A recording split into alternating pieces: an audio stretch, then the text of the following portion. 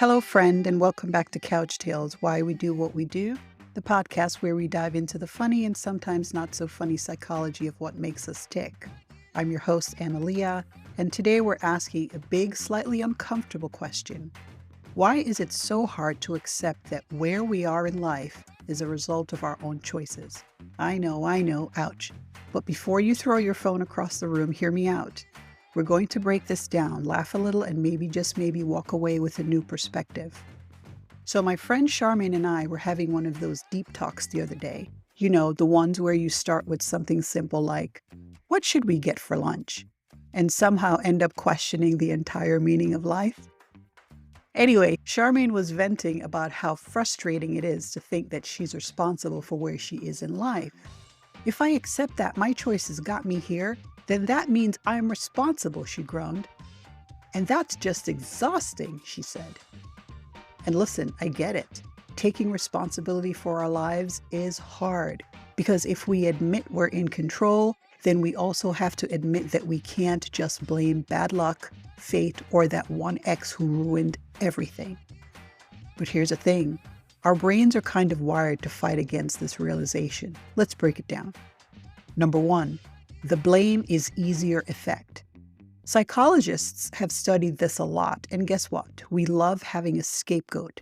If life isn't going well, it's so much easier to say, the universe is against me, my boss just doesn't like me, I'm just unlucky. This way, we don't have to change anything. If it's not our fault, then we don't have to do the hard work of fixing it. Blaming outside forces protects us from feeling guilty, overwhelmed, or let's be real, lazy. Number two, the fear of being wrong. Oh, this one hurts. If we admit our choices got us here, we have to admit that maybe we made some bad decisions along the way. And let's be honest, no one likes being wrong. But here's a twist.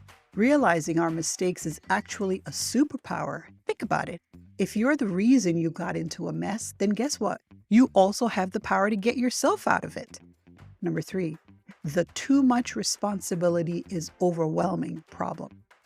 Charmaine hit the nail on the head when she said, if I accept responsibility, then I have to do something about it, and that's exhausting. Our brains hate big, overwhelming tasks. They'd much rather stay in their comfort zone. Change feels scary because it's unpredictable, and from an evolutionary standpoint, predictability equals survival. Think about our ancestors, the ones who took big risks. Let's go explore that dark cave. We're more likely to get eaten. The cautious ones, nope, I'll stay right here with my fire and survived. So today, our brains still react to change like it's a life-threatening risk, even when it's just, quitting a bad habit or starting a new career. Okay, so if our brains naturally resist change, how do we actually take responsibility and move forward?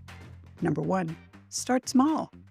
Instead of trying to fix everything at once, which leads to burnout, focus on one thing you can control today. It's like leveling up in a video game, one step at a time. Number two, rewrite your story. Instead of saying, I have no control over my life, try saying, I made choices that led me here, and I can make new choices that lead me somewhere else. Number three, see mistakes as data, not failures. Scientists, the cool psychology ones, don't see failed experiments as bad. They see them as information. If something didn't work, you learned something new. You move on and you adjust. Number four, accept that it's okay to struggle. Taking responsibility doesn't mean you have to fix everything overnight. Give yourself grace, but also remind yourself that staying stuck is a choice too. So, why is it hard to accept that our choices shape our lives? Because it means we have to do something about it. And doing something about it is harder than blaming something or someone else. But here's the good news. If you're in control of your life, that means you have the power to change it. It's not about being perfect. It's about recognizing that you're in the driver's seat. And if you don't like where you're going, well, my friend, you can always take a new road. All right, that's it for today's episode of Couch Tales Why We Do What We Do. I'm your host, Analia. If you like this episode, please take a moment and share it with a friend. Until next time, stay curious, stay kind, and remember, you have more control than you think.